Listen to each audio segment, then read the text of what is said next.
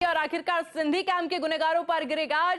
Force India की खबर का बड़ा असर देखने को मिला है। 5 कर्मचारियों को निलंबित किया गया। सिंधी कैंप बस स्टैंड के मुख्य प्रबंधक राधिका निलंबित हुई है। भानु प्रताप सिंह को भी निलंबित किया गया है। इसके अलावा अरुण कुमार शर्मा, नेहा नागर, राजेंद्र यादव भी निलंबित हुए हैं।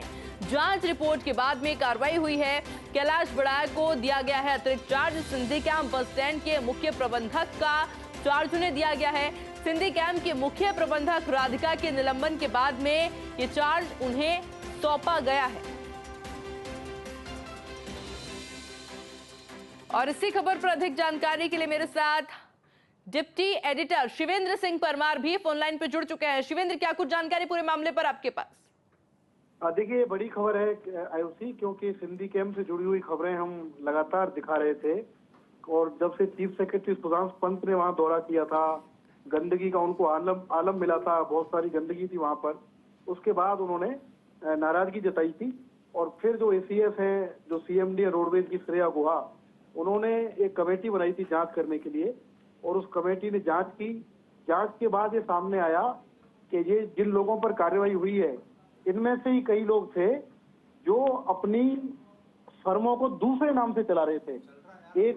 एक व्यक्ति इनमें से ऐसे हैं जिनको निलंबित किया गया है।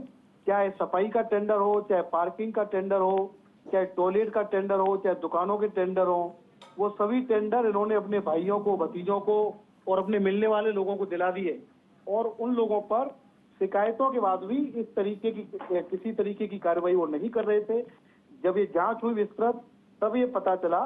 और इसमें जो प्रबंधक वित्त है नेहा नागर, उनकी भी भूमिका संदिग्ध पाई गई, क्योंकि नेहा नागर ने भी शिकायतों के बाद उन दुकानों पर, जो कि मिलने वालों की दुकानें थी, उन पर कार्रवाई नहीं की। और जो एक सफाई कंपनी थी, जम्बाई सफाई कंपनी, जिसके पास पूरे सिंधी कैंप की साफ सफाई की जिम्मेदारी थी, उस कंपनी को टेंडर निरस्त करने की जगह उसका टेंडर बढ़ा दिया गया। करना तो निरस्त था, क्योंकि वो बहुत गड़बड़ी की थी, लेकिन उसका टेंडर बढ़ा दिया गया।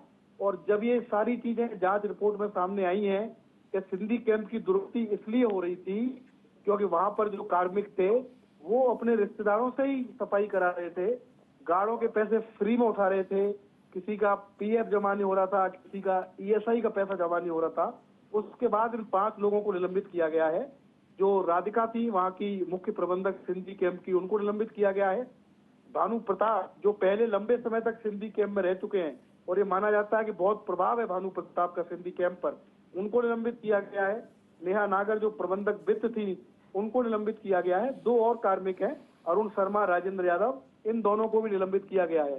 तो ये स्वागत योग्य और काबिल तारीफ कार्रवाई है रोडवेज की, कि रोडवेज ने ये पहचाना कि हमारे अपने ही लोग रोडवेज को नुकसान पहुंचा रहे हैं, खुद की जेबें भर रहे हैं और सिंधी कैंप का सत्यानाश कर रहे हैं। उसके बाद ये कार्रवाई की गई है। और बिल्कुल अच्छी बात यह है शिवेंद्र, जिस तरह से ये निलंबन की कार्रवाई हुई है, एक बड़ा संदेश, एक बड़ा मैसेज भी जाएगा कि अगर आप इस तरह की किसी गतिविधि में लिप्त होते हैं तो कार्रवाई होगी और तुरंत होगी। बहुत बहुत शुक्रिया शिवेंद्र आपका जानकारी के लिए।